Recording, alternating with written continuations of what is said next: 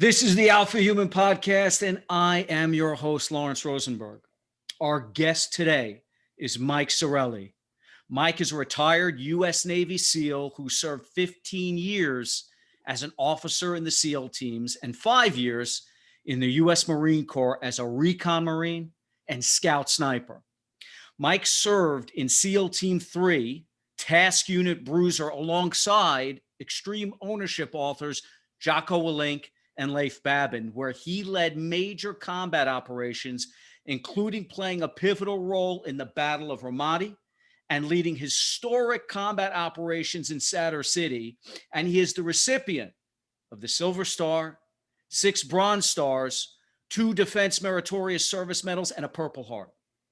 Following his return from combat, Mike assumed duties as the primary leadership instructor for all officers graduating from the SEAL training pipeline. Mike is also a co-founder, along with Jocko, Willink, and Leif Babin, of EF OVERWATCH, an executive search firm specializing in the recruiting, training, and placement of U.S. Special Operations Forces veterans with companies that are seeking leaders.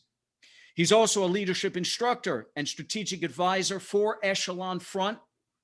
He's the founder of the Vetted Foundation, a transition program that identifies and prepares top military talent for industry placement. And he is the author, along with his EF OVERWATCH co-managing partner, George Randle, of the book, The Talent War: How Special Operations and Great Organizations Win on Talent. Mike, welcome to the show. Thank you for having me. What an honor to be here. Well, it's an honor to have you on the show. I got to tell you, besides your incredibly rich and interesting background in special operations, the work you're currently doing with executive search, and also taking the incredible leaders that we have in the military and helping them transition out into a successful civilian career. I mean, that's phenomenal, because there is so much talent that is kind of, it's buried almost in a place where, I mean, you have to be crazy not to look, which is special operations. And you're bringing some of the great talent from there and helping them transition into the corporate world where we can sorely use it. And then your book, I got to tell you, your book, The Talent War. My God, I read that book, and I just have to say, from someone who has been in corporate America, also overseas in the UK for 25 years total, in working in corporations large and small, what you talk about in that book about the talent war itself, why it's a war, your greatest asset being people, and really what it takes to develop and attain and attract great talent is, I got to tell you, it's so refreshing to hear it coming from someone who's been outside the corporate world and then come in and done it right. I got to say, there's so much practical, intelligent strategy that any corporation that reads this book, they should have their entire human resources team, their entire leadership team, because they need to understand it as well. Read your book, The Talent War, because if they do, they're going to truly understand what it takes to attract talent, which is probably their biggest problem, and then keep that talent, develop that talent and keep that talent. I got to say, it's a fantastic book. It doesn't talk in platitudes. It speaks truth with practical strategies that any company can use as a blueprint to have an incredible talent attraction program. I'm psyched to use it myself. So thanks for being on the show. It's an honor. You just gave us the best testimonial I've ever heard. We're going to chop that up and get it out to the winds. You've written books. You know, the thing is, at the end of the day, this is my first book. It may be my last. But man, to put yourself out there, and you know, I kept looking at George and our other our main contributor, Dr. Josh Cotton, and I'm like, I just don't know if this is good. I don't know if this is good. And I think you start to hate your own book through the process. You do. No doubt about it. Yeah, it's like listening to your own voice. Yeah, I hate that. Yes. Right. I can't watch, I cannot watch any of the interviews that I do. But the truth is that you can tell that you didn't just write a book. What you did was transfer a bona fide strategy, a bona fide plan, a bona fide blueprint that has allowed special ops to become the premier force that it is when it comes to attracting and developing and retaining talent until at some point, I guess, for a lot of guys, they just get injured and they have to go out. But I'm sure you guys never want to leave. I mean, honestly, and you can see, and another thing you talk about in the book, we'll get to it. I don't want to give it all away, but you also talk about you're a Navy SEAL for life. You're a Marine for life. You're branded, right? It's, who walks away from, from a company these days and thinks of themselves as, I'm IBM through and through, even though you're not an IBM anymore. It doesn't happen anymore. So anyway, I want to start with getting into what, a little bit about your background, and then we're going to get into the book because there's so much cool stuff to talk about there. But I want to talk about your background. It's incredibly impressive. You started out in the Marines. What motivated you to join the Marines? Let's start there. What was your inspiration? What got you into the Marines? So, I didn't come from a military lineage. Of course, my grandfather had served in the military during the World War II. Almost everyone's grandfather did. And I grew up in San Francisco, which isn't exactly a hotbed of military recruitment, especially these days. But I had this feeling that it's what I wanted to do, and I couldn't explain it. My father explained it better, and I'll get to that later. But what pushed me over the edge was the same thing about talent that a lot of companies don't understand, that your brand is your people. It's when you put them, when they leave work, are they representing the organization in such a way that somebody sees them and says, wow, I've got to be part of that organization. And for me, I don't want to utilize his full name, but he was a staff sergeant in the Marine Corps. His name was Ben. And, at the age of 18, 17, 18, I met this guy, Force Recon, which is the Marine, back then it was the Marines version of the top special forces. And everything about this individual just exudes the alpha human being. He was humbly confident. He was articulate. He was intelligent, highly respectful to other people. He didn't need to exact his ego on anyone. And as an 18-year-old, I'm like, dude, I can't stand next to this guy. So I've got to give it a shot because I got to see if I can be part of this organization. And actually, he helped me enlist in the Marine Corps about a year later. And I did. I made it into the recon community, loved it, became a scout sniper. And, it was that one leader. And a lot of people say you choose a boss, you don't choose a job. It was that one leader that pushed me to join an organization because of the very fabric of who they were. Wow. And just for the uninitiated, how does Marine Recon, Scout Sniper, how does that differ from the rest of the Marines? So the Marine Corps, when they stood up organization, the military, Department of Defense, stood up Special Operations Command, or known as SOCOM. The Marine Corps initially said, we don't want to be a part of it. The Commandant of the Marine Corps was a gentleman named Al Gray at the time. And he said, every Marine is special. We don't need to be a part of this organization. Well, while I understand his sentiment, and that's pride in your organization and your people, they started to lose out on funding, and they weren't the primary force for missions. It would go to the Navy SEALs, it would go to the Green Berets, it would go to Air Force Special Operations. And eventually the Marine Corps in 2004, 2005, stood up a test element. Who led it was a guy named Craig Kaczynski, who is just amazing. He was a Force Recon legend. I work with him now on something called the Talent War Group that's coming out on November 9th. But it was the way to put it is it was the Marine Corps' version of the Navy SEALs. And since the Marine Corps wasn't part of SOCOM, they completely controlled the future, the destiny of Force Recon. It wasn't part of a joint, a sort of joint command where they lost control of their own forces. Gotcha. Gotcha. And so, I mean, what a fraternity. But then you make the transition to the Navy SEAL. So how does that happen? What leads to that? So funny enough, where most Recon Marines go to try out to become a Recon Marine is something called the Basic Reconnaissance Course, okay. BRC. There's also one on the East Coast, but since I was a West Coast Marine, I went to that schoolhouse on Coronado, California. Well, where is Basic Underwater Demolition School or SEAL training? It's also in Coronado. And, you know, you saw those guys and you know who they were. And, you know, statistically, they were older, you know, more intelligent, more athletic. They had all the funding.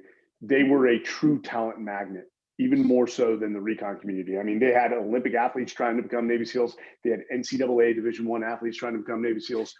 And after I worked with them for a bit, and the fact that they were part of SOCOM, and if there was a mission that came down the pipe, they usually got it. I'm like, hey, you know what? I heard it was the toughest training in the world. I've done this recon thing. I love my brothers, but that challenge is right over there. And if I don't take it, I think I'm going to regret it.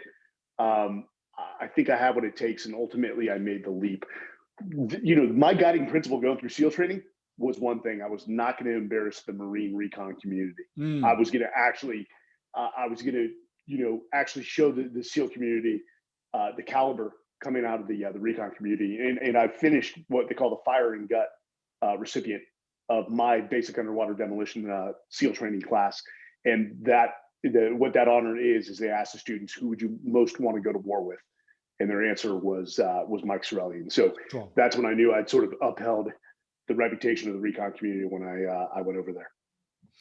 So now you're in the SEALs, and you end up in SEAL Team 3 for some time, and Task Force Bruiser, which is famous or infamous, any way you want to look at it.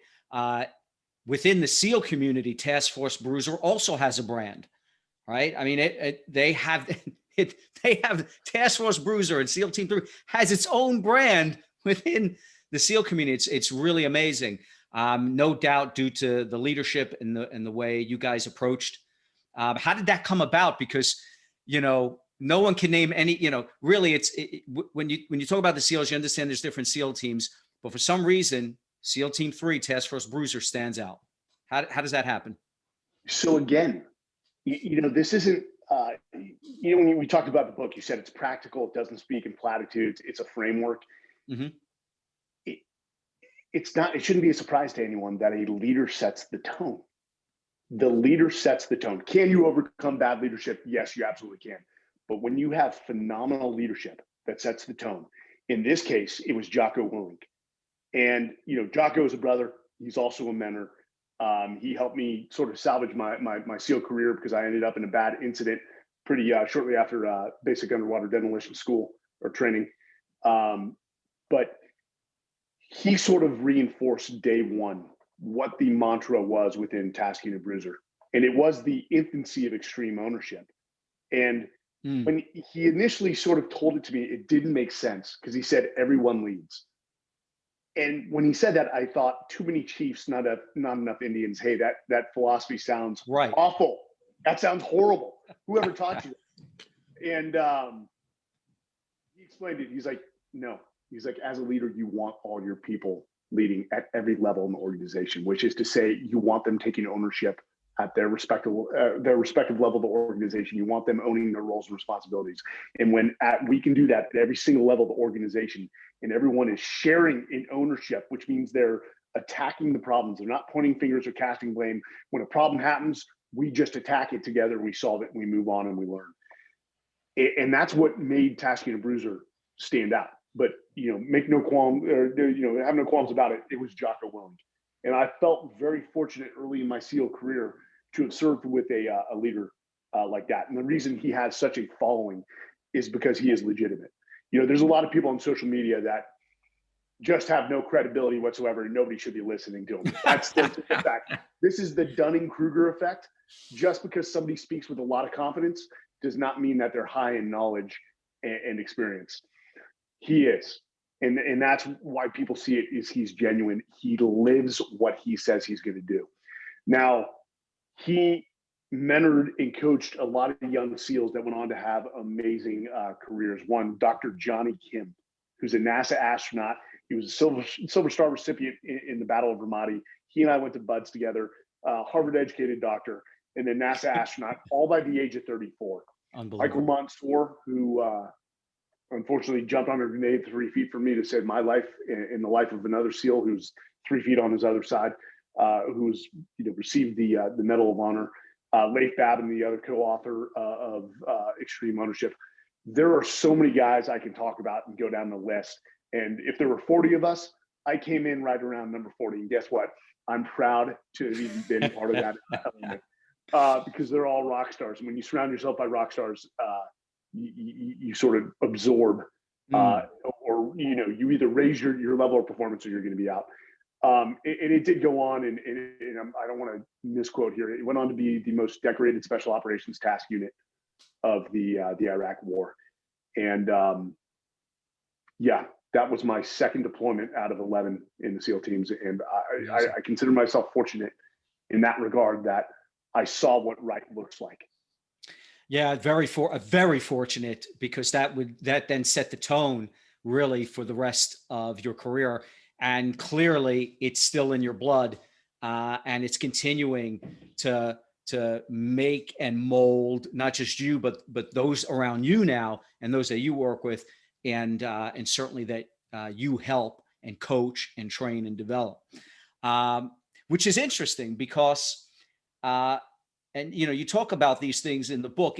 What I love about the book as well is that in the talent war, you extrapolate a lot of great knowledge from special operations and how it relates to talent in the business world, but you bring in the stories that actually make it meaningful, what you personally went through, what others went through.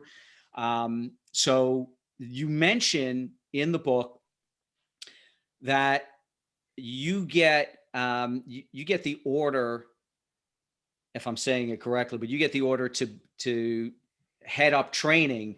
So you take Leif Babin's place in training the SEAL team officers in that are coming up in the pipeline, which initially you didn't really want to do, but it turned out to be a blessing in disguise and be a great opportunity. Can you talk a little bit about that?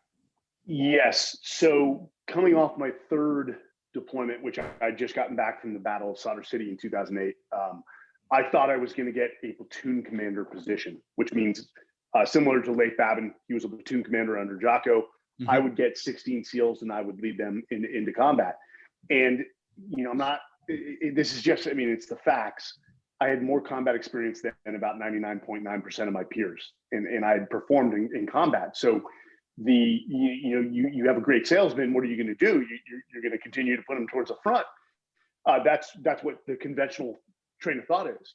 Right. But they said, no, you're actually going to go replace Leif Babin as the junior officer training course, what we call JOTC. And I was going to be the JOTC director.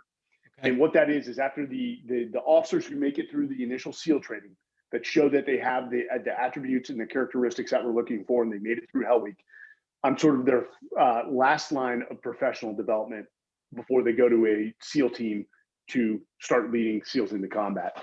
And that wasn't an easy pill to swallow, because my peers are now going to take platoons mm-hmm. to Afghanistan and Iraq, and I've got to stay in the United States. And, even though, leaders explained it, they said, hey, Mike, we're not saying you're not good on the battlefield. You've proven you're highly competent. What we need you to do is train the next generation. We need you to train 10 more of you, because that has an exponential effect on the community. And even though it was explained, they told me why. Mm-hmm. You think I accepted that at, what was I, 29, 30 years old? I still went around the corner after I left the office and said, screw those guys and curse them to hell. And then, Leif really did a great turnover And as I got into it and I started training these young officers, they were like sponges. They were so eager to get onto the battlefield, and they were so eager to just suck whatever knowledge they could from you in order to be successful on the battlefield. And the gravity of that really started to hit home for me. And it turned out to be one of the most rewarding tours. And I still get emails from those guys now who are, some of them are gearing up to be SEAL team commanders saying, "Hey, Mike, thank you for what you did in JOTC. Thanks for putting all the time." Because I kept those guys late. I ran a very tight ship. Mm-hmm. I wanted to make sure I was doing my job and setting them up for success. And then, even when I led that and went on to Naval Special Warfare Development Group, where I deployed just nonstop, and I was, what we would call a troop commander, I would still, we'd get young SEAL officers that would augment us on deployments. I would take time, if we weren't going on a mission, to pull them aside and run them through training for 2 to 3 hours. Some of them didn't appreciate it at the time, but later when they would think about it, they would contact me. Funny enough, and I don't want to monopolize time here, I had a young Marine officer on one of my last deployments that got assigned to me by a MU commander. A MU commander is a Marine colonel, and we were working together on a specific mission. He said, "Mike, I'd love to have eyes and ears inside your task force." And I said, "Absolutely, sir." And he would help with operations. And the kid showed up, and he was just wicked smart. Wicked smart for his own own good. Was everything was a comedy to him. Everything was a snide comment. And I sort of snapped him to and explained how serious the ramifications of what we were doing, and that there wasn't it wasn't the time for snide comments. And over the next 3 months, I put a lot of time into this kid. Funny enough, I eventually get out of the military. This is like 3 or 4 years later, and I'm in a dark place because I'm leaving the military, and I don't want to say identity crisis, but everything's starting to percolate from all the SEAL, the teammates I'd lost, and I wasn't dealing with it well. Mm-hmm. And all of a sudden, I receive a letter from this individual.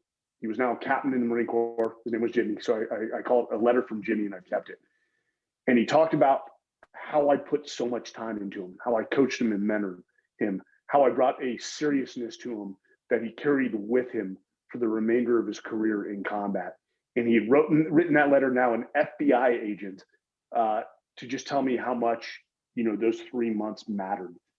That's why I'm so passionate about this thing called talent. Because, hey, first off, this book is about getting good talent in the door.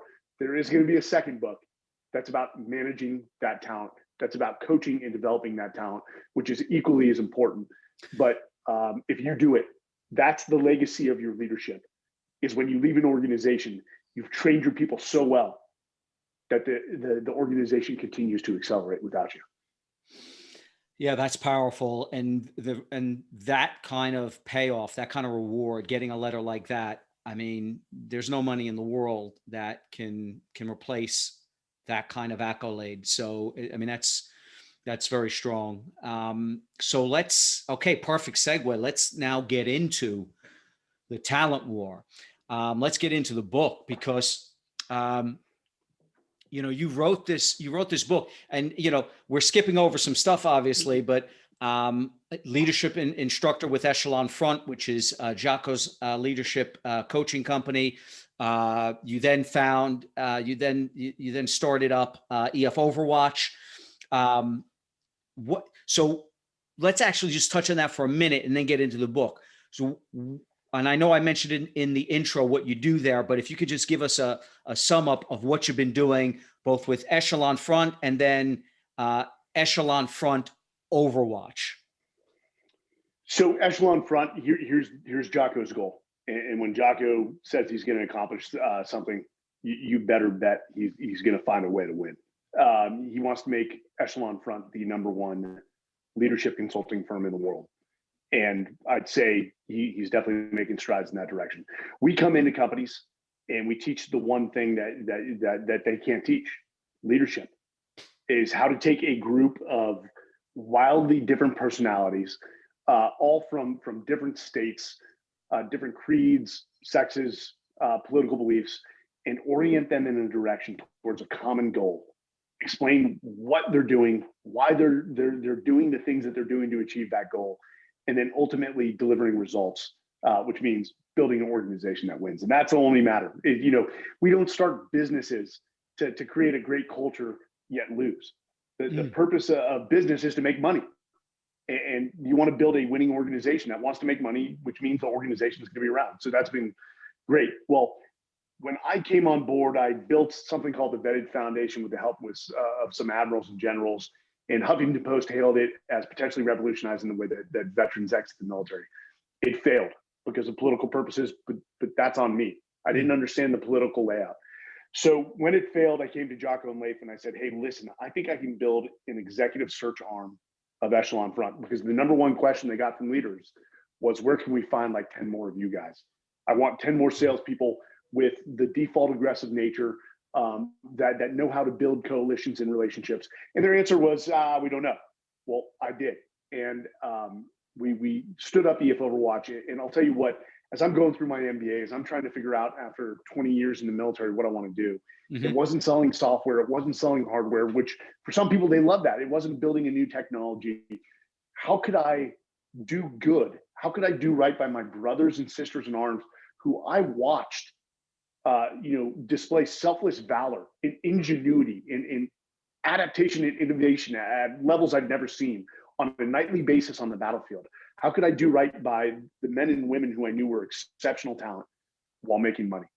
And that's ultimately what EF Overwatch is yes, we do well for ourselves because we're placing serious leaders into management positions in small to mid-sized businesses.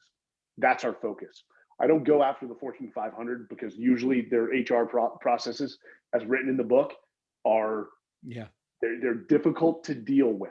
They're ingrained in their processes. They think they usually have it figured out because they're multi-million-dollar organizations. Just because you're multi-million-dollar organizations does not mean you have the talent piece figured out. It doesn't. And so that's why I focus on the backbone of the American economy, small to mid-sized businesses, leaders that put a precedence on leadership over industry experience. Excellent. Excellent. What a great way to bridge what you were doing with what you're doing now and making a difference while doing it.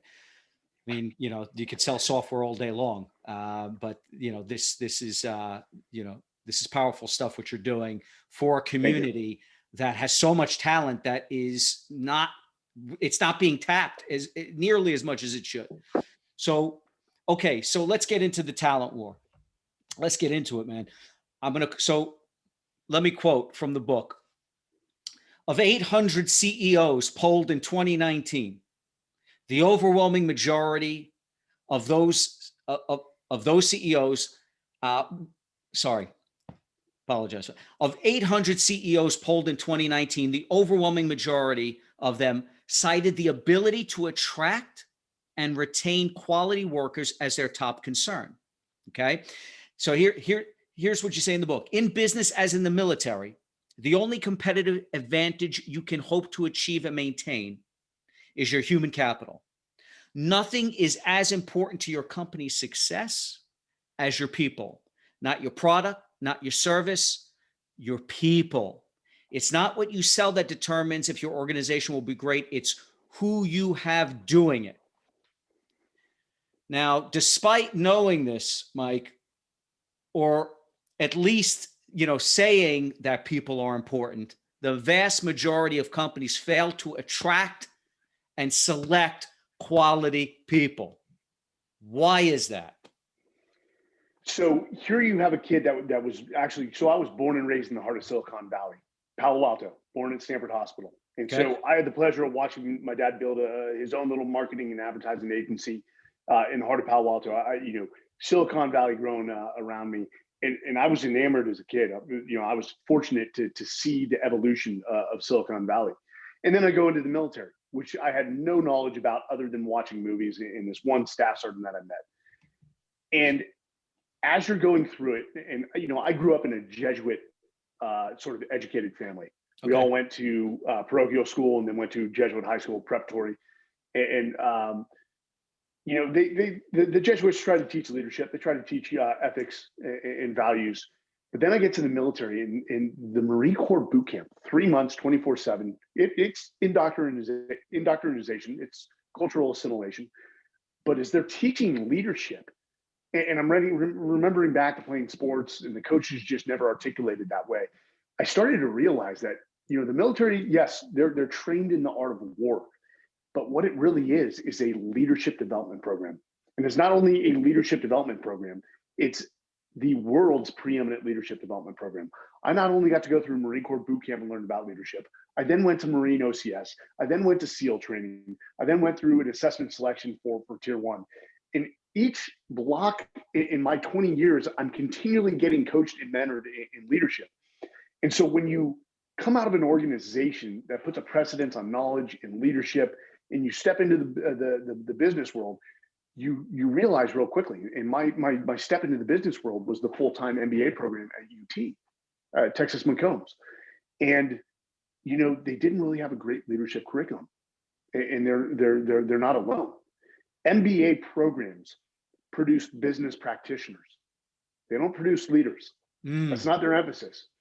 And so as I hear some of these professors who are just wildly knowledgeable in the art of business talk, it didn't really include a leadership component to it. And for a guy who had led for 20 years or had followed amazing leaders for 20 years, I started to see a major gap in leadership within the business world. Funny enough, at the same time I was there, Admiral William McRaven, who wrote the book, Make Your Bed, and is famous for the commencement speech at UT, he was the chancellor of UT, he was trying to stand up a leadership curriculum for the undergraduates. They would go through a leadership class, 1 class, 3 credits. Their freshman year, sophomore year, junior year, and senior year. And the university, which is, UT is wildly liberal, had an allergic reaction to it. They had an allergic reaction to it. Even brought in General Tony Kuklo, amazing mentor of mine, love the guy, and they couldn't get it through. Wow. And, as we talked to more business leaders and I did research and I was starting to build up this vetted foundation, I saw a leadership deficit in the business world. And I'm like, you know what? I know where to find some leaders that you can teach the industry to, but they've got the soft skills that you can't teach, and the soft skills that you need right now to lead your people through, let's say, a crisis like COVID. They look at COVID and they're like, okay, just another day. We're going to have to adjust how we operate. But guess what? The end goal does not change. Our tactics of how we get there are going to adjust wildly. We're going to have to be innovative, but we're going to continue in the direction that we had planned a year previously to COVID. And hey, it's also the same mindset of when we see crisis, or we basically see an opportunity. Crisis means opportunity, and that's how we approach it. If our enemy and we are both in crisis, we understand that if we can get through the crisis better, more efficiently, we can seize the advantage on them, the high ground. Same thing with business. If you can navigate through this more efficiently, more effectively, more calmly, then you can seize more market share from your competitors and come out stronger. Okay, so let's get into this concept then of talent, right? Because you knew where the talent was, right? So I'm going to quote you again. So in the book, you say, Buds attract some of the highest potential youth from across the nation. In fact, you mentioned this earlier. You were saying these are all highly intelligent, highly athletic, highly motivated by the opportunity to prove themselves. And classes have included Ivy League grads, NCAA Olympic athletes, right? Investment bankers, but also just kids right out of high school who never played a sport in their life. Yet, instructors have long since given up on predicting who will succeed and who won't, because more often than not, they guess wrong. An elite athlete who can run farther and faster than everyone else has no greater chance of graduating than a former high school speech and debate member with a no-quit attitude. Talent may not look like what you think it will. So, Mike, how do you define talent? Talent is high potential. It's not necessarily a high performer yet. Ultimately, your job is, once you decide who the talent is, to develop them in such a way that they become high performing leaders and multiply a high performing team. They're a multiplier to it. So what you're looking for with talent, the definition of talent, is you're looking for a set of characteristics and attributes that matter to you. Notice I say that matter to you. The problem with a lot of businesses is they don't know what characteristics and attributes matter to them because they've never created talent profiles. A lot of companies approach hiring for any role within their company. They approach it the same. You cannot do that. If your organization consists of the engineers and salespeople, the talent profiles for a sales person and an engineer are going to look wildly different. And so you've got to develop a process to identify who is talented in both those realms. Ultimately, the reason we gave up on trying to guess who could make it through SEAL training is because you were making decisions based off objective things. Oh, they're Harvard educated, so they're really smart and they're going to make it through. Or, oh, hey, they played football.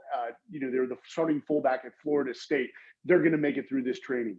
Or, hey, look at that guy. He's 200 pounds of muscle with only 10% body fat. He's going to make it through. It's almost like trying to utilize a resume to make a decision. You're making a decision based off a resume alone.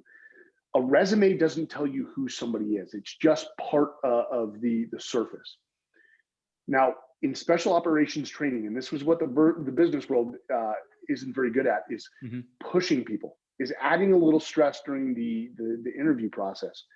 The reason we make special operations so difficult, the assessment and selection phase, the reason we push these young men and women to the edge is because we understand it's at one's limits, at the end of their mental capacity, where true character and attributes reveal themselves. It's only then can you see what a person's made of. And so even though a person might have been an NCAA Division I football player, once you make them cold, once you make them wet, once you make them sandy and you don't let them sleep for 2 days, that's when you start to see what they're built of. And, again, you translate it to the business world. People, hiring managers, HR generalists, make decisions based off objective things which are easy to measure. Right. What great hiring managers, what great leaders in business need to become great at is measuring the subjective things. And that's what we talk about in the book is, we are looking for those subjective things that can't be measured on an assessment, personality assessment, that can't be, evaluated on a resume. It just takes a process to reveal it. Yeah. So this is really the heart and soul of kind of where you're coming from. You kind of now started alluding to those innate characteristics that truly define what talent is. And so I'm going to quote you here from the book.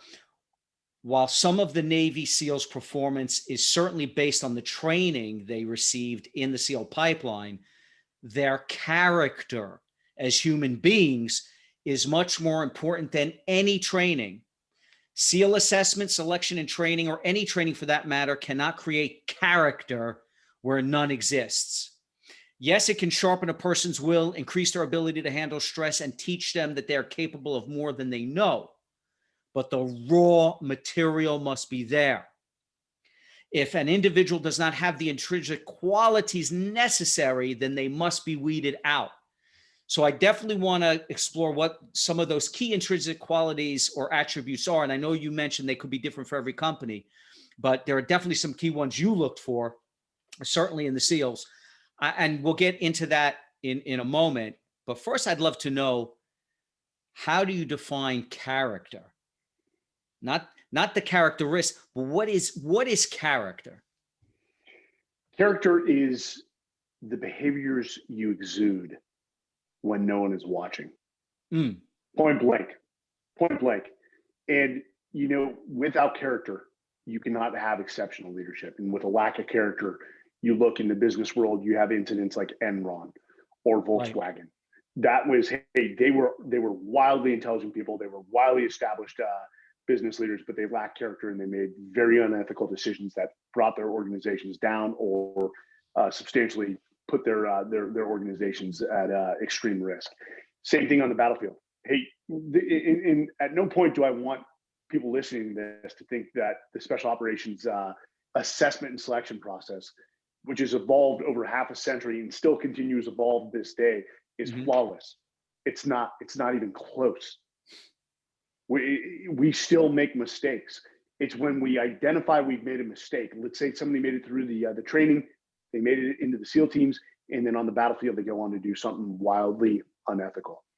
And when special operations does something that's wildly unethical, guess where it ends up the next day? On the front page. Yeah. And that is, it degrades our credibility as special operations. It erodes the trust of the nation in us to do the right thing. And that does happen. And when that happens, we gather and we say, what did we miss in the hiring process, allowing this person to come in? And how do we prevent ourselves? Like, what can we learn? How do we prevent ourselves from allowing an individual like that into our organization again? And that's not easy, but that conversation needs to take place. You can also do the same thing for somebody who becomes a wildly amazing SEALs. Hey, what was it about that individual in training that we just knew they were going to be a rock star? So, this is really interesting because you point out something in the book, which is where maybe, a lot of companies, and even from time to time, as you said, maybe even the SEALs, although certainly I think these people are weeded out most of the time. But you talk about the difference between personality and character. And, I think, you talk about there's a big difference between hiring someone for their personality versus hiring someone for their character. And you talk about how, unfortunately, many hiring managers confuse personality with character.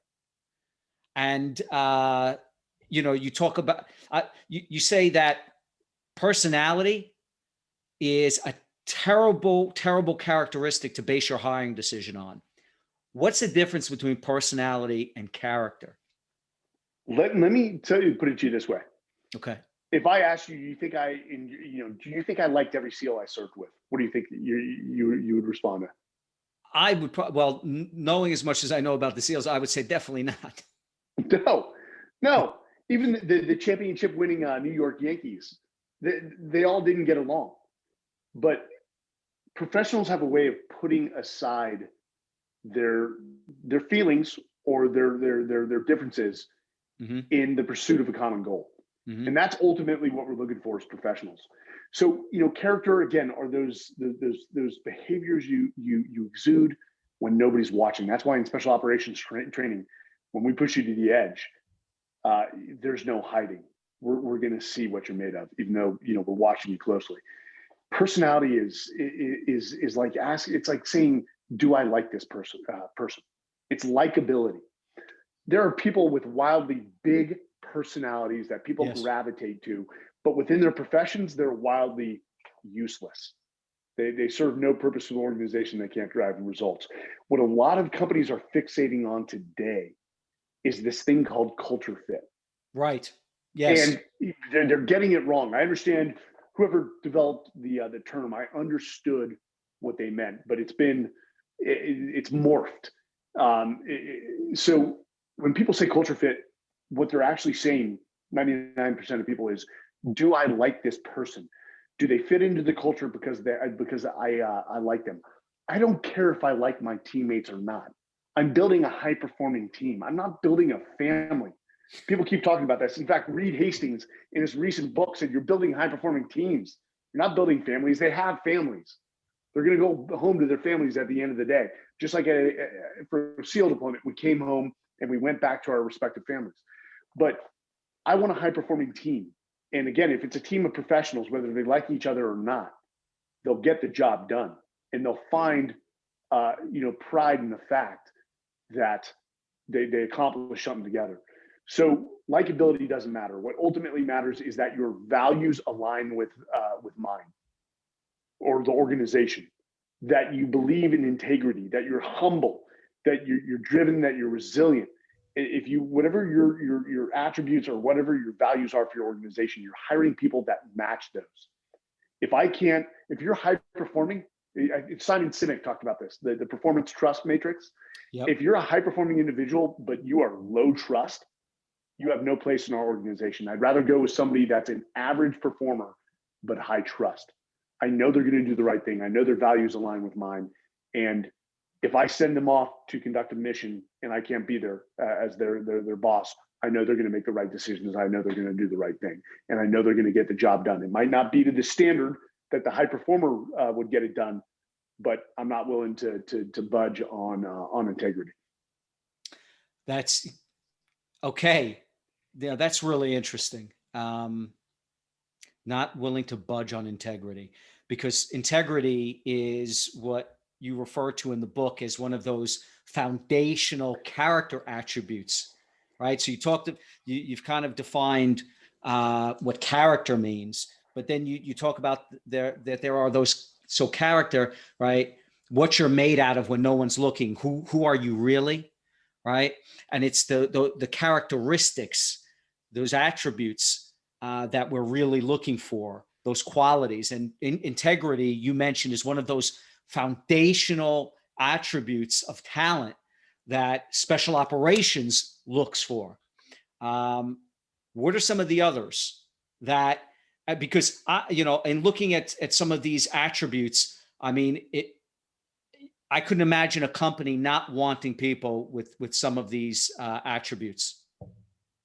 Absolutely. So as Dr. Josh Cotton is an IO psychologist. He's the head of assessments for Honeywell. He designs these for a living.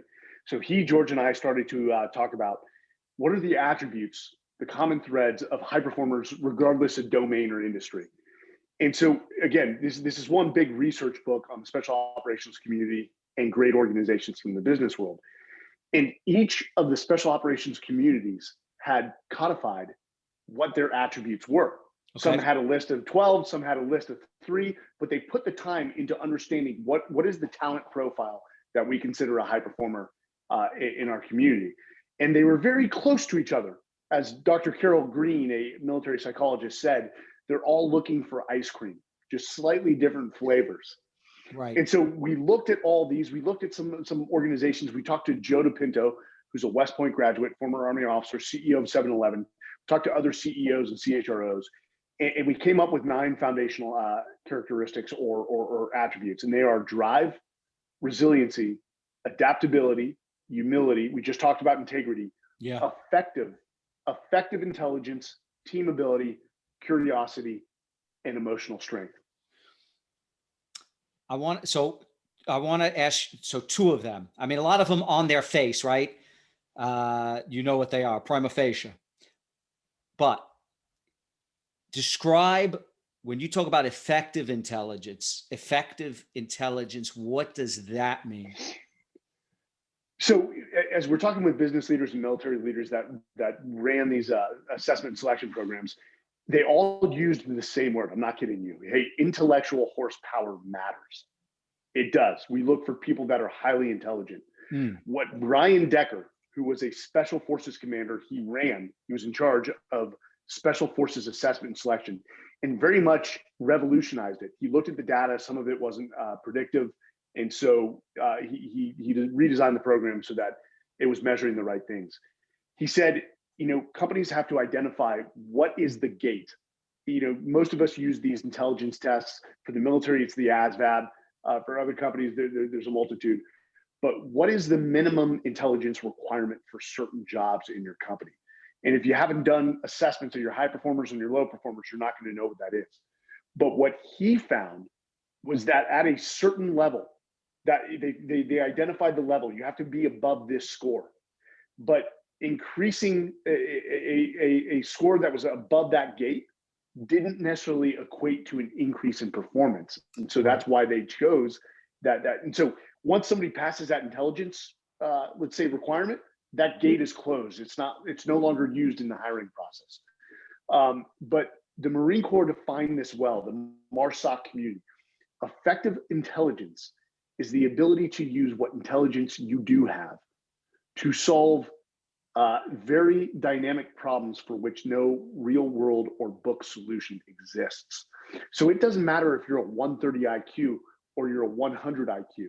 What really matters if you throw the same problem at those two people who can effectively apply the intelligence they have to solve that problem in the right manner in the least amount of time. That's what matters. Some people are wicked smart. They go to school, they get a 4.0, but you put them into a real world setting and they suffer through paralysis through analysis. They want to overanalyze problems. We saw this in the SEAL teams. We would recruit people out of the Ivy League schools, and they just didn't cut it as SEAL officers because they made everything so damn complex rather than keeping things simple in such a chaotic environment. Understanding that people can only execute simple tasks when they're getting shot at, when one of their friends is lying wounded beside them. And so that was interesting as we explored and researched more into effective intelligence. Okay, that makes tremendous sense, because we have, again, a lot of people in the business world who they're wicked smart, but when it comes to solving the problems on the ground as they're happening, real world stuff, something as simple as strategizing how to close a deal, it's kind of like I see a lot of these days. There's a lot of assessment tests, right, for salespeople, and it used to be just the personality attributes that you were being tested on. Now they've gone way beyond personality. Yes. Everyone now is testing for, pattern recognition, motivation. Yes. I'm looking, you look at some of this stuff and it's like, great, but can you close a deal? Right. So it's really interesting. So there was a study amongst millionaires. And if I asked you, what do you think the average GPA of a millionaire is? What would your guess be? Well, I know it's going to be lower than everyone would assume. Right. So, counterintuitively, I bet it's not as high as people assume. No, it was right around a 2.7 to 3.0. That's unbelievable. Now it goes back to what we're talking about in the talent war about a resume doesn't tell all. What people with 2.7s to 3.0s, yeah, there's some people that lazy that could pull that off. But for some of those people, they had to earn that 2.7. Right. And they had to utilize a lot of skills. They had to show resilience. They had to work harder. They had to become innovative. They had to be adaptive. They had to find ways to get that 2.7. They had to develop other skills that the 4.0 student doesn't have to develop because things maybe came easy to them. And so it's because of that, those scars, those lessons learned, they develop the soft skills to a greater extent than people that are insanely smart. Okay, so this is where you start getting into hire for the future, not the past, because really what leaders in business should be looking for are those individuals that, how to figure out how to get from point A to point B. And it didn't come easy to them, right? You talk about in the book, you say, prior industry experience is simply not the most effective predictor of performance. Why is that? The special operations community proved this one. They just put this one to bed. It's dead. So, special operations doesn't go to high schools and say, hey, everyone in the audience, in the auditorium, if you're interested in trying out for the SEALs, raise your hand if you have prior special operations experience. Nobody would raise their hands. So we became an organization that had become very good at attribute, or what we call potential-based hiring. We developed processes to assess what is subjective. And again, the business world just uses the easy button. They go for subjective. So we've ended up in this situation so many times with EF Overwatch, where we put an exceptional candidate coming fresh out of the military in front of a employer, and the employer decides to go with somebody with industry experience, even though they knew they didn't have the character. And it shouldn't be a surprise that sometimes weeks Months later, they come back to us and say, hey, you advised us differently. And guess what? We made a huge mistake. This guy's absolutely toxic. The individual we hired with industry experience. Just because somebody, hey, they're SEALs. There are SEALs with 20 years. Just because they have 20 years in the SEAL teams does not mean they're better than the SEAL with 5 years in. It doesn't. Tenure does not equate to competence whatsoever, especially if they had bad habits, they had bad mentorship, they lacked character. They can have all the years in the world, but it will not make them as competent as somebody who has all the character attributes that we're looking for. Yeah, you suggest, obviously there has to be a minimum requirement, right? But that's what you focus on. You're like, minimum requirements are necessary, but that's it. Past the minimum requirement, forget all the experience. And you actually, in the book, you point to the X-ray program, or 18X at the U.S. Army John F. Kennedy Special Warfare Center and School, SWICS, right?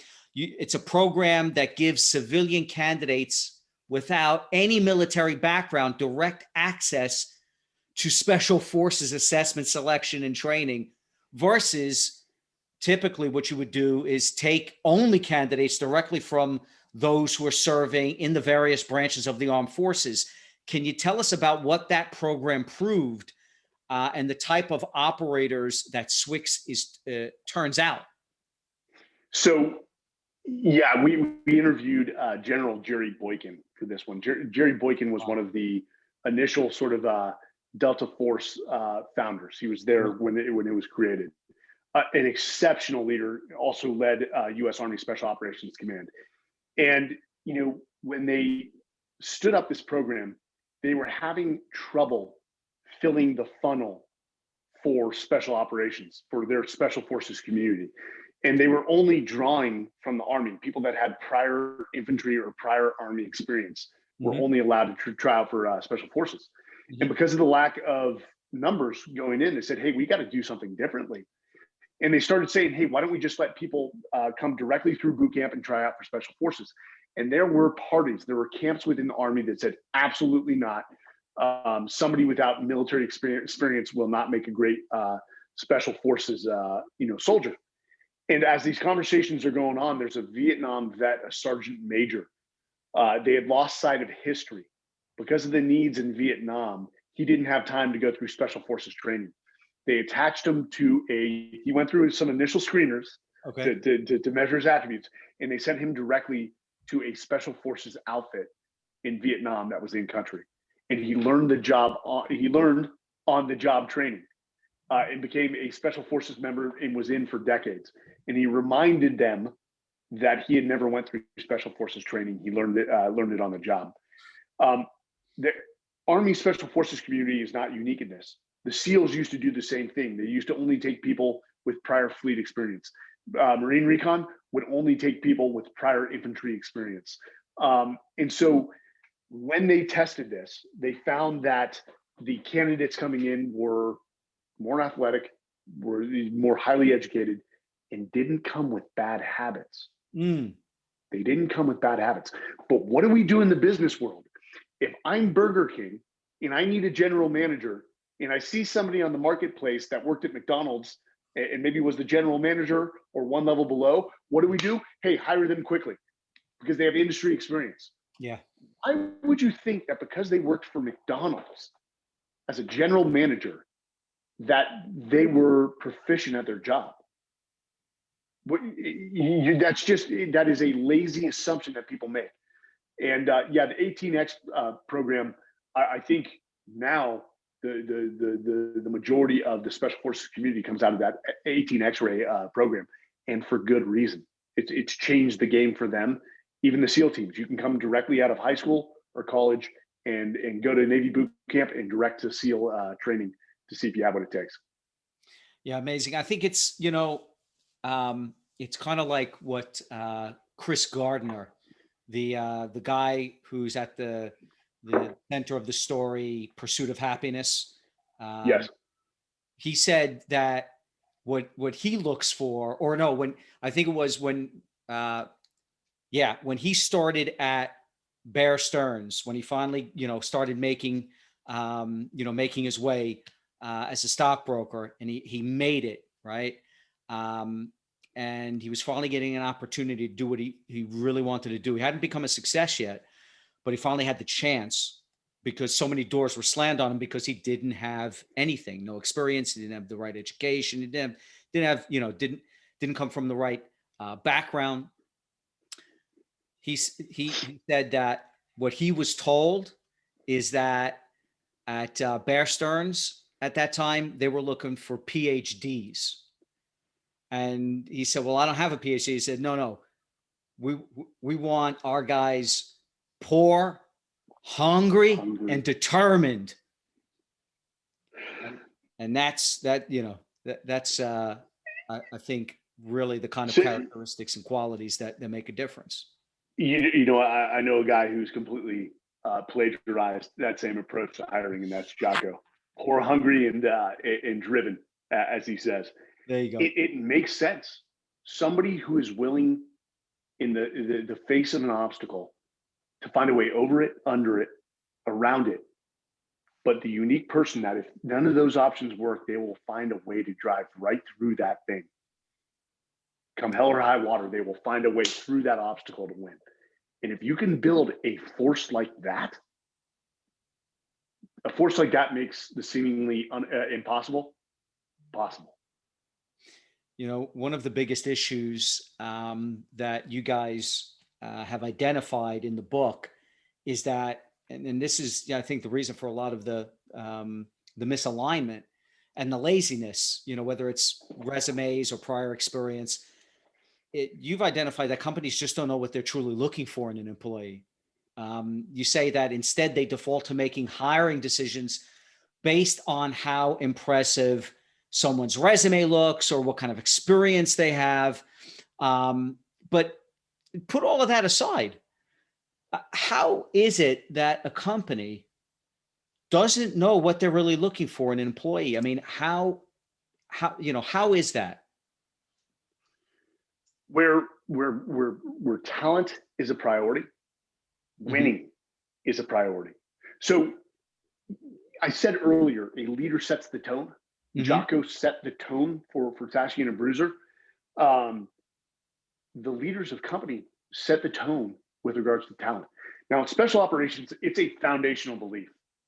People are the most important thing in the world because the right person in the right place will make decisions to solve problems or will seize opportunities where others will hesitate. The soft community, everything, our foundational beliefs all revolve around people. Well, in the business world, every CEO, especially of a publicly traded company, will tell you that people matter. But again, going back to character, do their actions, do their behaviors reflect what they are saying? And usually the answer is no. And we can diagnose pretty quickly when George, myself, Tom Lokar, who is the CHRO of Midel, who just came on as the director of our consulting services for EF Overwatch, we can see pretty quickly whether talent is a priority within the company or not, which means the CEO, the president, the leader of that organization has said, our HR department is a strategic function through which we will gain a competitive strategic advantage over our competition. And to give you a sense from the research that we found is most CHROs, this was shocking to us, make 3 times less than their C-suite counterparts. If that doesn't tell you right there that talent and human resources isn't a priority, I don't know what does. The other thing was how HR is structured within companies. Hey, we structure special operations assessment and selection. It is a tier 1 priority. That's what we know. We understand that. We give them the resources they need to do their job to select the next generation of talent. But if your HR department reports into, let's say, the legal department, then it's a compliance function. If, let's say, and we see this often, your HR director or your HR department reports into the CFO, then that is a overhead function. But if your HR person, your CHRO, your chief talent officer, your chief people officer, whatever title you want to use, is tied at the hip with the CEO, then there's a hope, and there's a hope that it is actually a strategic function within your organization. But most, I'll finish with this. Again, we look at hiring. Most people look at hiring in a very conventional manner. They just look at what's objective and make decisions based off that. The conventional train of thought is that HR is just a cost center. That's it. It's a non-revenue generating function. When you look at it indirectly, that SEAL assessment and selection, that Special Forces assessment and selection, it may not be producing results on the battlefield, which is what we consider revenue, but it's the thing that is feeding every revenue generating function within our organization. HR is what's feeding talent into your sales teams, into your marketing teams, into your research and development. It's feeding your engineers. And if you can actually switch the mindset within an organization, a business, to understand that and put very talented people, in fact, putting some of your best people in charge of people operations, then you'll see a wildly different organization start to take root. And this is what I consider the definition of business transformation for a lot of companies in America. Is that's what you need to become transformative with, is how you view people. See, now this is again where your book really brings forth a revelation, and that is the concept of the talent mindset. The talent mindset. Very few organizations have the talent mindset, and in the book you say, absent a talent mindset, your company will fail. On the most fundamental level, the majority of companies don't have a talent mindset, and it is holding them back.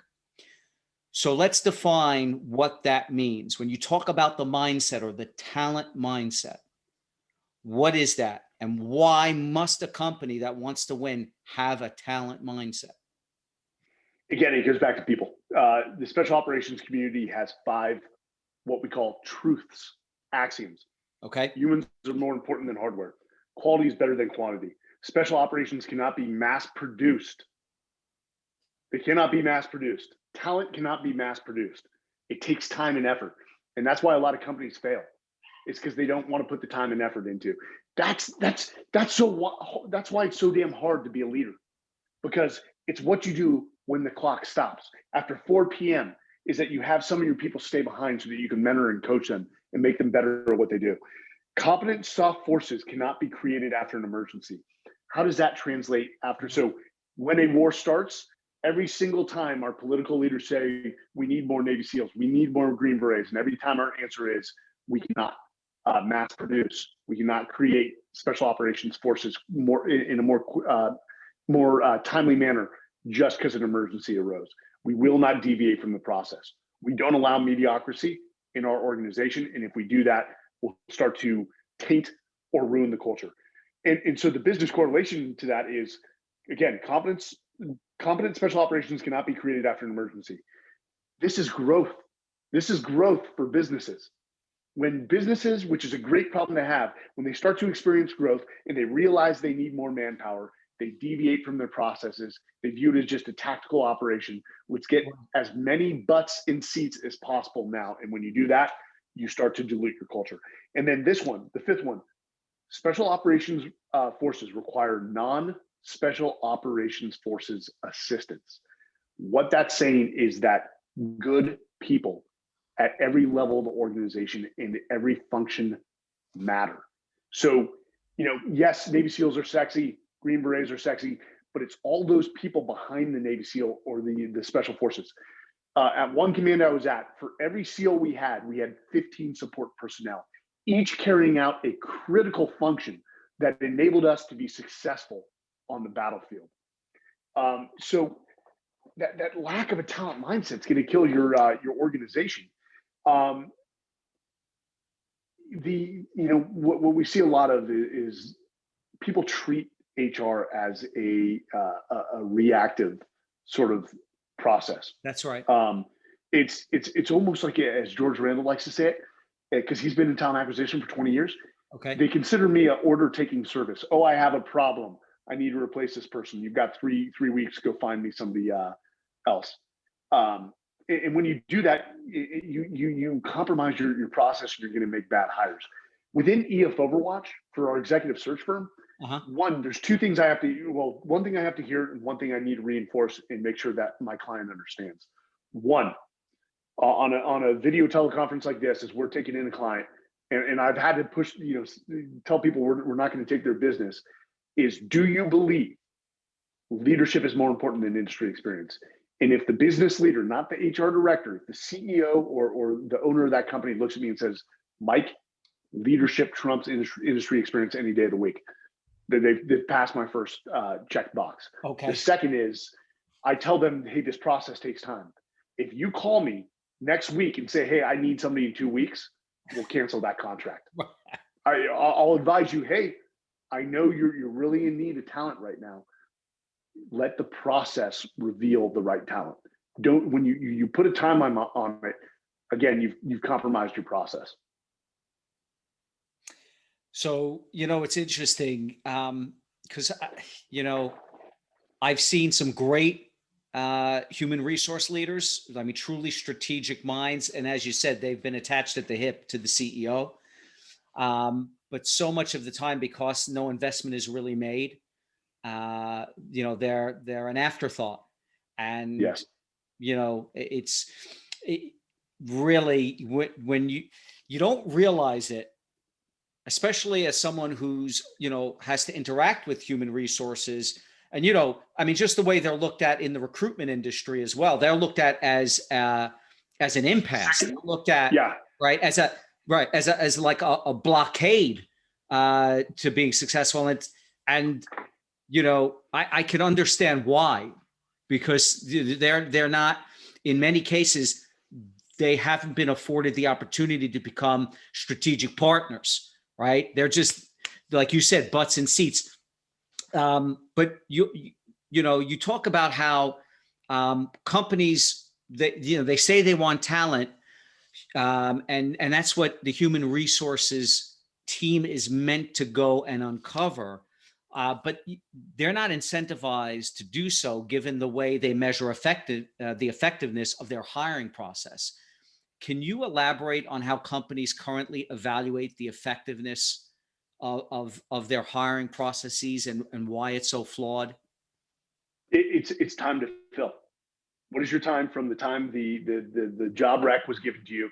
How quickly did you fill it? Don't worry about the other metrics. That's what they're being judged on. 100%. So again, you're putting a time limit on a process.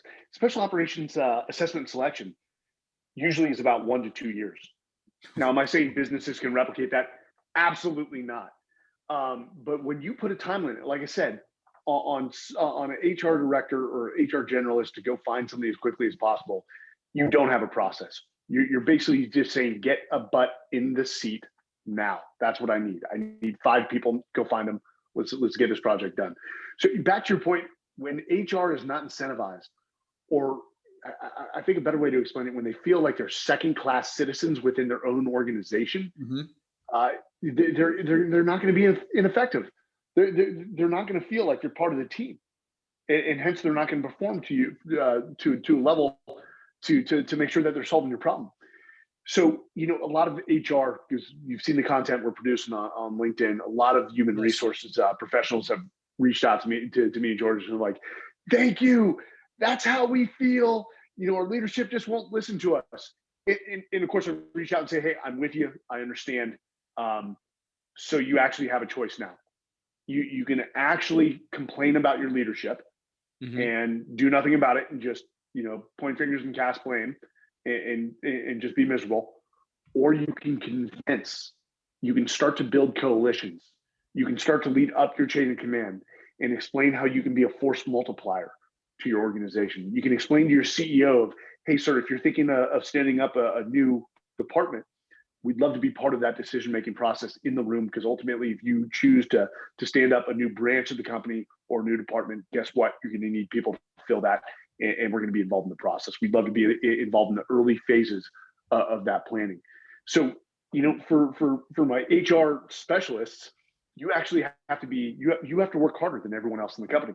Because not only do you have to go find the talent that they need you to find, you have to go spend time in each of these departments to truly understand their function, to look and ask questions about, hey, can you talk to me about that person that you said is a high performer? And if I contrast them, who's your low performer? Well, tell me about why they're a low performer. And you have to understand every department and every function almost as well as the sales manager, the marketing director, in order to truly understand what they need and to build the relationships. At the end of the day, if you're HR sitting in your office and you're not out building relationships with your peers, the managers in each of the functions, you're wrong. You're wrong. Now, the one thing that I will say, we learned this very quickly in the special operations community. If we send B players, and there's B players, don't get me wrong, there's a talent distribution in any organization. If you have 100 people, you can rate them number 1 all the way to 100. If we send a SEAL who's a B player, who's not our best performer, to assessment and selection, they're in charge of the hiring process. Who do you think they're going to hire? They're going to hire more B players or C players. That's why we have to send our very best to be in charge, our A players to be in charge of assessment and selection. Because A players, and again, a lot of people get this wrong. They're like, what you're talking about is alpha males. I'm not talking about alpha males. Right. I'm talking about A players. I'm talking about that guy, Staff Sergeant Ben, who's so humbly confident that he can look at a young man or a young woman and say, that person is going to be an exceptional Marine. We need to get them into this organization. And A players will hire other A players because they want to be better themselves. And they know if they bring in this exceptional talent, it's going to put a pressure on them to elevate their performance.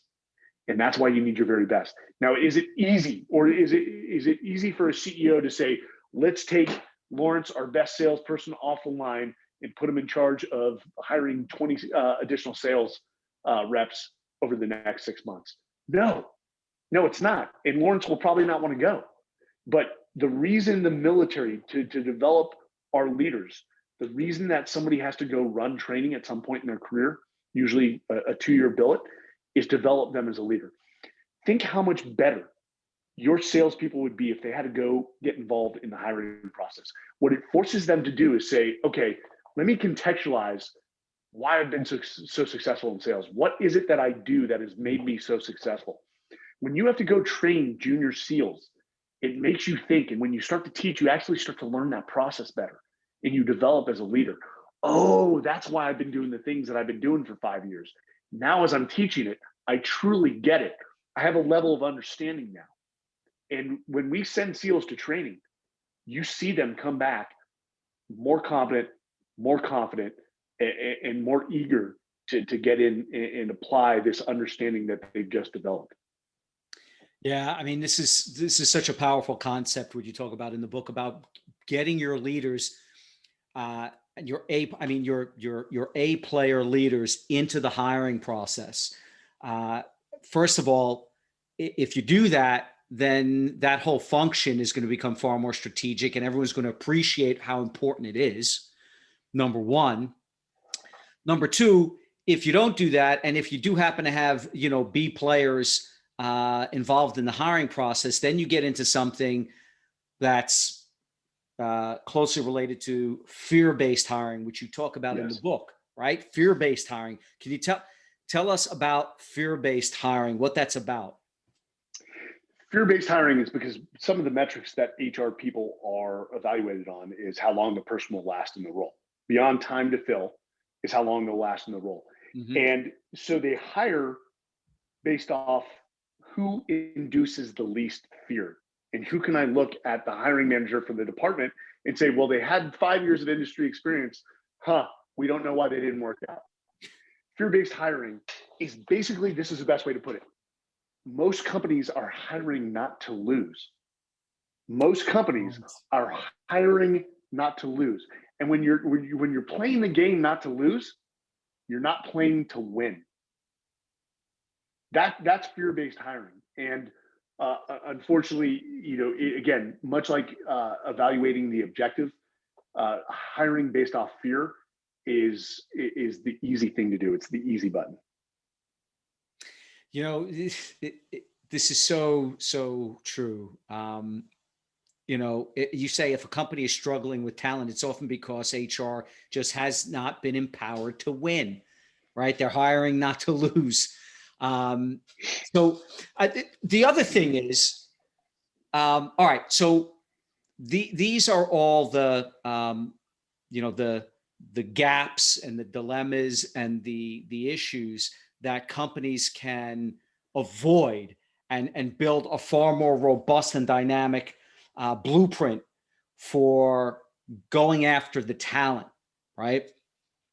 But just because they put together a program like the one that you're suggesting in the book, which, by the way, if they did, then they would be bulletproof. But then they've got to actually be a place where talent wants to be. They got to become a talent magnet. They got to be able to attract the talent. That's the second problem. And you talk about that in the book, because you say that most companies spend thousands marketing their products, hundreds of millions marketing their products or services to customers, but they don't put enough time, energy, or money toward marketing to their future employees. And this is a huge costly mistake. Alternatively, you say the military and SOF in particular are talent magnets, and businesses can learn a lot by studying how they attract talent. So, Mike, how does special operations attract talent, and how can companies go about branding themselves to become talent magnets? So this is about controlling your brand. It's not just your brand to your customers, your brand to people that work there. See, that's what's overlooked. They're so companies are so focused on the customer, the client side, right? That you're so right about this. Go on. Sorry, I interrupted. No. Where you're going to is, we have a saying that positivity, breeds more positivity. Negativity begets more negativity. Mm-hmm. If you create a very strong employee brand, guess what that's going to do for your customers? They're going to be looking at that saying, you're an organization that puts a precedence on people. We're going to do business for you. It actually, they play off each other. They're mutually supporting. But if you don't control your brand as an organization, guess who's going to control it for you? The person the disgruntled person that leaves your organization, that gets on Glassdoor, that gets on Yelp, that gets on other social media and says, hey, Acme company, screw them, bad leadership, and that's going to be plastered everywhere. A lot of companies just don't do that. One of the things that we're standing up with, our consulting with EF Overwatch, is we do a very good job of that. We'll come in and teach you how to do that. What you're going to do, what it simply is tell the story of your employees. Tell the story of your leadership and your values and what you hold dear, and then get it out there. If you're not playing social media today, you're not stepping onto the battlefield. Do I like social media? Hell no. I was born in the 70s. It's born to be.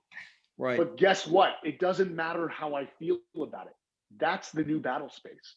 It's the messaging, it's the branding. And so you should want, as a leader of an organization, to take that young employee who's been working hard and say, Sarah, I want to put you on the camera today. We've got a videographer. I want to highlight the exceptional work you're doing. I want to ask you a few questions. What is it about Acme Company that makes you just want to get out of bed and come to work in the morning? And other strong, female leaders are going to hear their story, Sarah's story, and they're going to say, I want to be part of that company. So special operations, we tell that story. We tell that story very well. And let's be honest, we've got one of the most, I'd say, effective or strong platforms in the world. It's called Hollywood. Hollywood loves to tell the story for us. And so the global war on terror, even though the SEALs frown about guys, writing these glorifying books about their war stories, and I do, and that's not what the talent war is. The talent war is about special operations. It ain't about me at all. Yes, are there a story or two? And if you noticed, all my stories are about how I embarrassed myself in the assessment and selection process. I mean, embarrassed. Things that I still, that cause me grief to this day, even though I've apologized for them. But, those books during the global war on terror actually helped fill the funnel.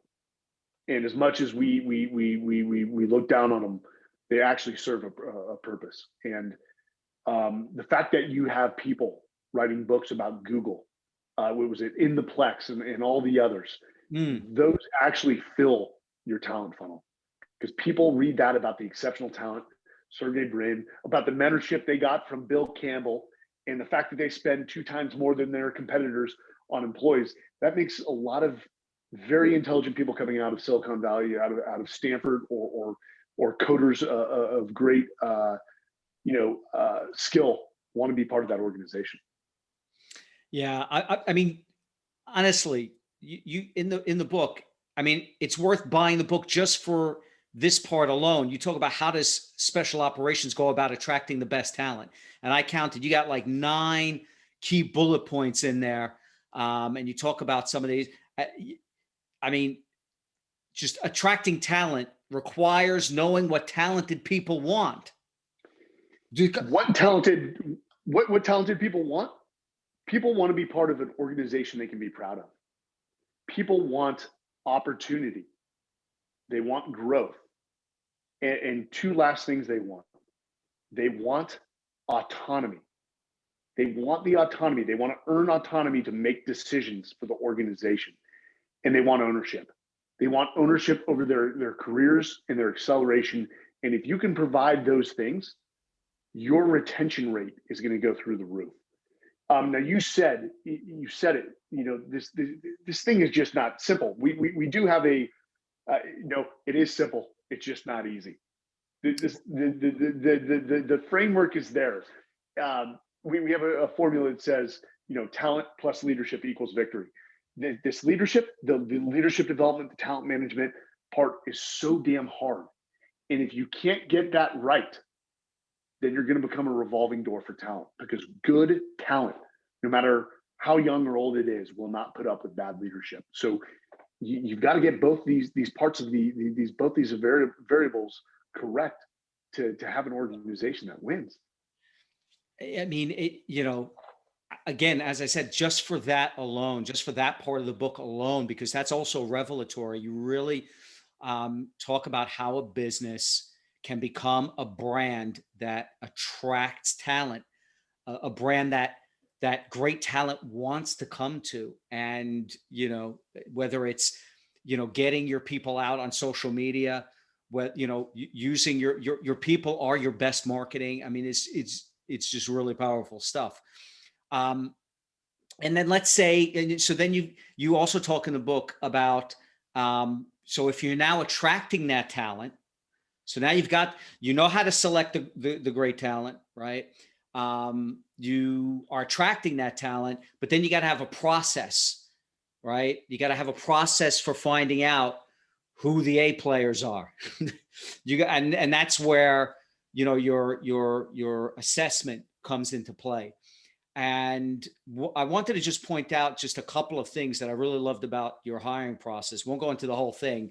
Again, another reason to buy the book. You want a bulletproof hiring process, get the talent war. But a couple of things I wanted to point out. So you talk about the questions that the interviewer asks should be designed to elicit information about certain behaviors so that you can measure the attributes identified in the talent profile that you've created, like, for instance, drive, or like humility. So asking these kinds of questions that elicit that kind of knowledge about whether someone has those intrinsic qualities, those are not the questions you're usually asked, right? You're not asked those kind of questions.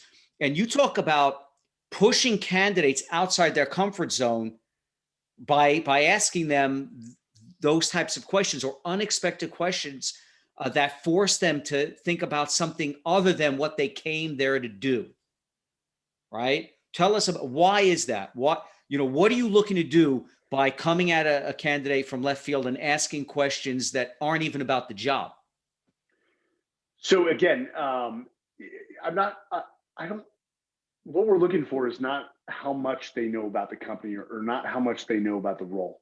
It's how much they know about themselves. That's what we're evaluating on, is how well do you know yourself? How well has Lawrence become a master in Lawrence? to where he can articulate. Everyone can articulate their strengths. Tell us about your weaknesses. What is a weakness? It's an opportunity for growth. And I want to hear some genuine answers. Ultimately, so we didn't create this subscriptive interview process for people in the book. We steered away from that for a reason. Because companies have to figure this out on what works for them. What works for Google is not going to work for Goldman Sachs, which is not going to work for a small to mid-sized business. What you do have to have is a multivariate process. You can't depend on a resume alone. You can't depend on an interview alone. You have to have several variants that go into the decision-making process. That could be personal assessments.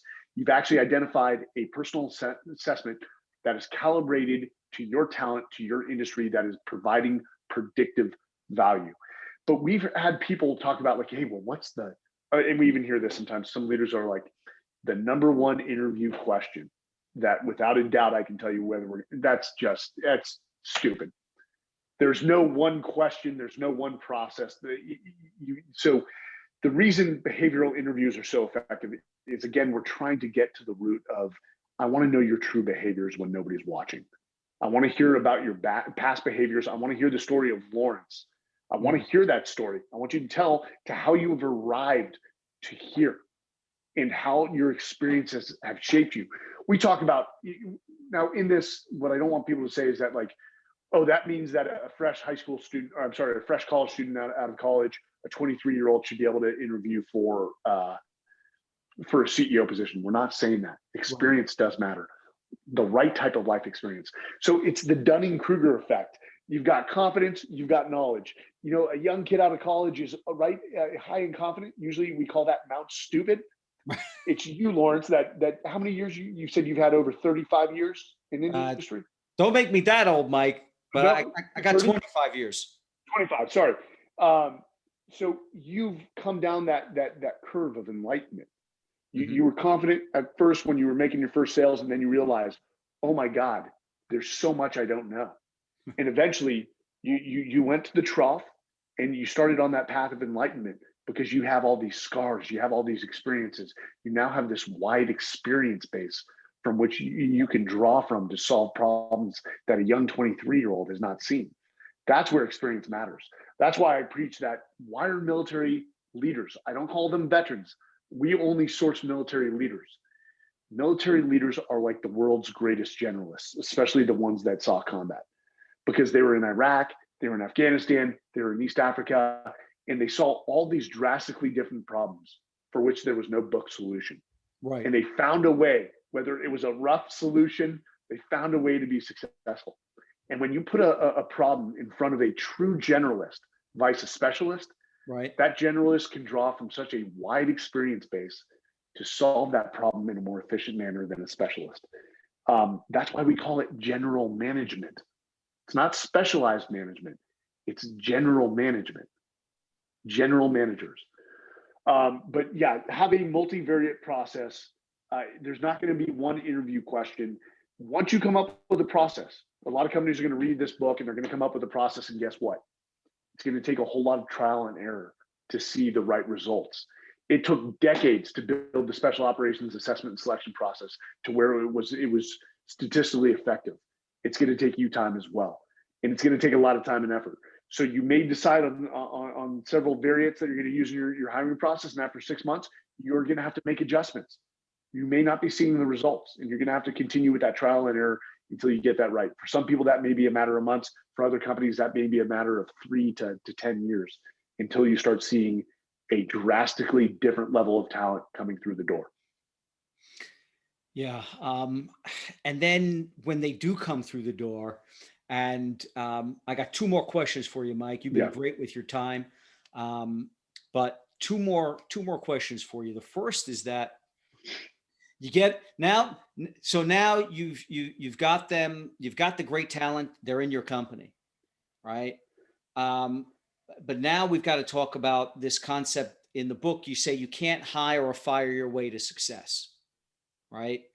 And you talk about you can have the most effective talent acquisition program in the world, but if you don't properly develop your talent, your company will most likely fail.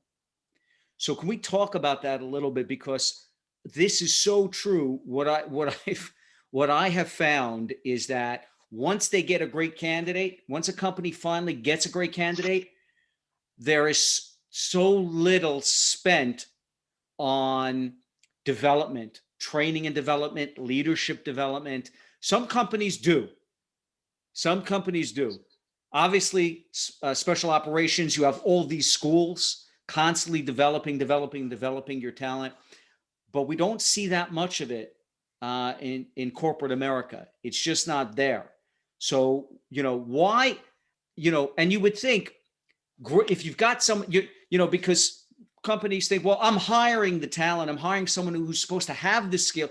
Your big mantra, one of your big mantras is hire for character, train for skill. Hire for character, train for skill. But a lot of companies' attitude is, no. We're going to hire the experience. We're going to hire the skill. We don't want to invest the money in bringing people on and then developing them. But why is it so important to continue to invest in someone's development, no matter how much skill or experience they have? Why is that so necessary? So I love how you said we're just going to hire those people with experience. I call that the old plug and play. We're going to hire people with experience so we can just plug them in and they're going to perform. That still doesn't work. Yeah. So you started with, what is the definition of talent? Mm-hmm. It is somebody that displays the characteristics and attributes of a high potential individual.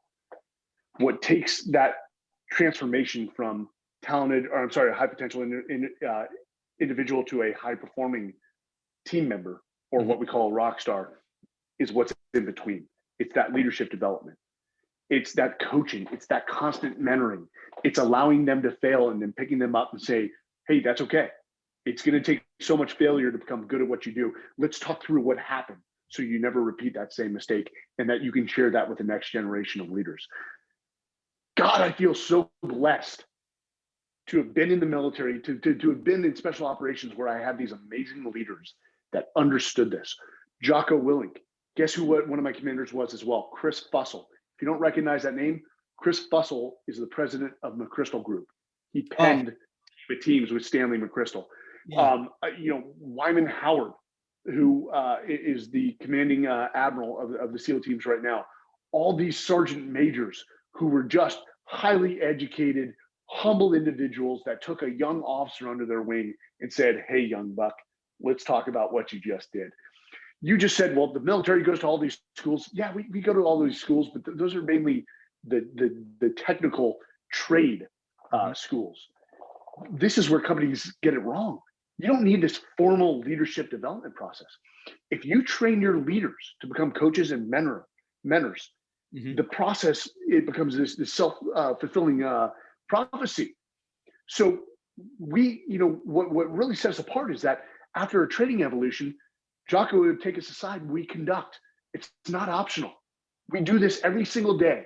We conduct an after-action review, or what time the sales world sometimes called the post-mortem. We would debrief ourselves, even after missions over in Iraq and Afghanistan. We'd pull together and say, hey guys, what did we plan? Did it go to plan? What did we do well? But more importantly, where did we fail?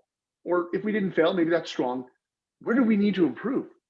And if you do that with your young subordinate leaders on a daily basis, and then you have them start to engage and do the same process with the people below them, you start to create this leadership development program that will push your organization into the future. That's the key. It's not a formal process. Yeah, we do have some great leadership schools, but ultimately it's the amount of time and effort that our leaders put into the people below them. Again, I've said it and I'll say it.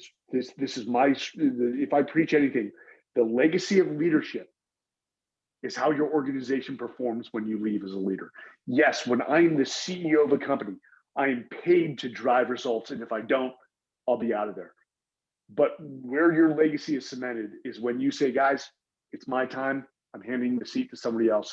And they continue to accelerate, maybe at a faster rate.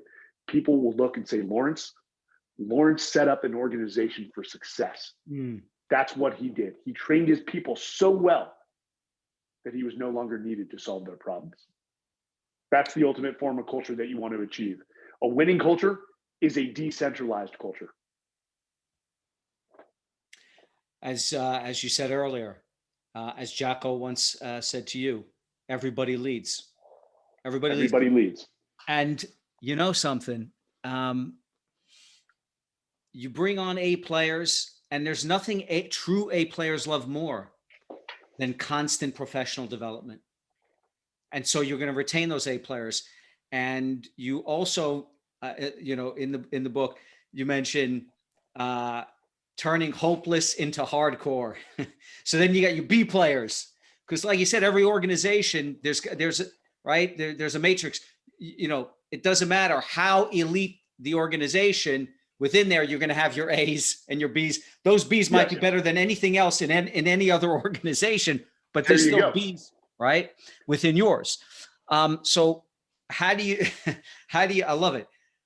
How do you turn hopeless into hardcore? This is the power of leadership. And don't get me wrong. As we wrote this book, Jocko took a look and he's like, hey, do you mind if I give you some suggestions? I'm like, you've only written a couple New York Times bestsellers. No, I don't care what you have. No, I said, he's like, hey guys, one thing you may want to think about is, really what talent acquisition and talent management are is they're a subset of leadership. And George and I, who'd been looking at this book for 1.5 years, this close, step back and we're like, you know what? He's actually right. It's a very important part of leadership. But the power of a leader, yes, can you come in and turn around a bad organization? Absolutely. And we used a story of a guy named Colonel David Hackworth. He's the most decorated soldier in the history of the Army. And he was given a task, a very hard task. There was an infantry battalion in Vietnam that had taken the most casualties. The enemy was just decimating them. The name of the unit was the 439th, and they were known as the Hard Luck because they had fallen on hard luck. And he came in, he assembled a cast of leaders he had served with before, brought in about 6 solid leaders that he knew could help them turn this organization around. In country, in Vietnam, in a matter of months, those few leaders took a whole battalion of infantry and turned them from the hard luck to the hardcore. So yes, you can improve the performance of B and C players, and they became one of the most combat effective battalions in the Vietnam War. Now, you said it, the whole goal is you will always have a talent distribution, a normal distribution of talent. You've got A players, B players, C players, and the bottom feeders, as we call it. But if my bottom feeders, if my A players, B players, and C players have improved the performance of my bottom feeders to a point that the average performance of my C and B players is higher than another organization's B's and C players, I've moved that whole talent distribution to the right. Our median performance is higher than my competitors. So even though you can rank talent, the whole goal is to bring everyone along, is to improve the performance of everyone.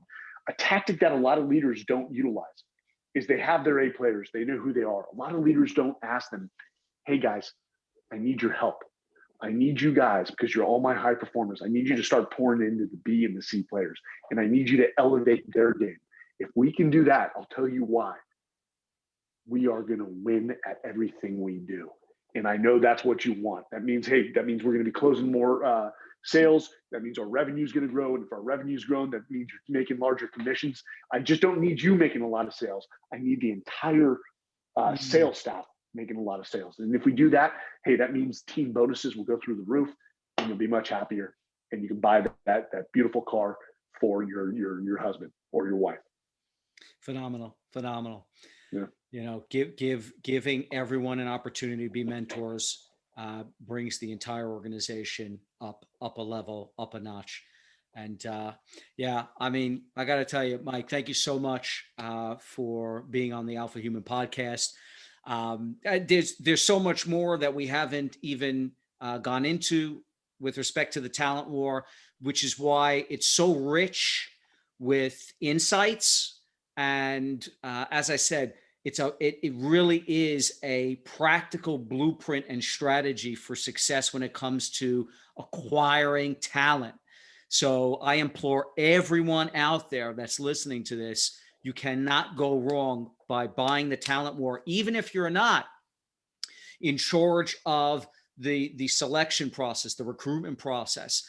I implore you to buy this book because it's also got great lessons for building that culture, for becoming a leader. There's a lot of good stuff in there, Mike. Thank you for writing the book. Thank you for your service, man.